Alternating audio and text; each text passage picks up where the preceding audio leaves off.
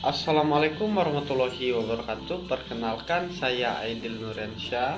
Kami dari kelompok Virus A3 dengan membawa judul presentasi yaitu analisis serangan DHCP Starvation Attack pada router OS Mikrotik. Oke. Untuk kelompok kami bernama Virus A3 dengan nama dosen pengampu Bapak Tamsir Aryadi. Untuk anggota kami memiliki 3 anggota, yaitu dengan saya sendiri Aidil Nuryansyah dan rekan saya Muhammad Alzi Ikrar Agamuri, dan anggota saya satu lagi yaitu Muhammad Agung. Kami dari Universitas Bina Dharma Palembang. Selanjutnya pendahuluan yang kami berikan yaitu teknologi informasi saat ini berkembang pesat ditandai dengan adanya berbagai jenis server komputer yang saling terhubung satu dengan yang lainnya, sehingga memberikan kemudahan bagi penggunanya. Sistem jaringan keamanan dengan menggunakan server DHCP yaitu Dynamic Host Configuration Protocol. DHCP merupakan server yang memberikan kemudahan dengan sistem penyebaran IP secara otomatis ke perangkat baru satu dengan yang lainnya, sehingga pengalokasian IP address menjadi lebih mudah tanpa harus dilakukan secara manual. Dalam hal ini, DHCP atau Dynamic Host Configuration Protocol juga mampu memperbarui alamat IP secara otomatis. Selanjutnya, rekan saya akan membacakannya. Adalah hasil dan pembahasan. Dynamic Host Configuration Protocol adalah protokol yang berbasis arsitektur klien atau server yang dipakai untuk memudahkan pengalokasian alamat IP dalam satu jaringan server DHCP.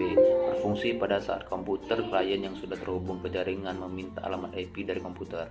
Server DHCP yang mana server DHCP ini menyediakan IP address komputer di database yang disebut dengan DHCP Discover. Selanjutnya, DHCP Starvation Attack merupakan suatu kondisi di mana klien kehabisan IP, yaitu ketika klien tidak dapat masuk atau terhubung pada alamat IP, sehingga perlu menghubungi server DHCP agar mendapatkan alamat IP. Namun perlu konfigurasi jaringan DHCP supaya server segera merespon dan memberikan alamat IP yang membutuhkan jangka waktu tertentu. Sehingga pada saat ini, attacker akan mengirimkan alamat IP palsu pada klien untuk mendapatkan data. Oleh karena itu, layer 2 handshake biasanya akan dilakukan dengan authentication, sesi handshake, client send DHCP to discover, kemudian server send over pick, kemudian client send request DHCP pick. Terakhir server send DHCP acknowledgement. Ketika terjadi serangan DHCP Starvation Attacker send DHCP discover pick, discover lagi, dan terjadi secara terus-menerus serta dikirim secara random pada klien, menyebabkan klien tidak mampu mengakses jaringan. Baiklah, selanjutnya saya akan menjelaskan tentang serangan DHCP Rogue. Rogue DHCP adalah salah satu sistem yang memanfaatkan celah security pada konfigurasi mekanisme jaringan DHCP. Server Rogue DHCP memberikan alamat konfigurasi pada klien yang tergabung dalam jaringan, sehingga menciptakan serangan yaitu man in the middle, berupa ancaman terhadap privasi klien tergabung pada jaringan tersebut. Selanjutnya, kesimpulan dan saran.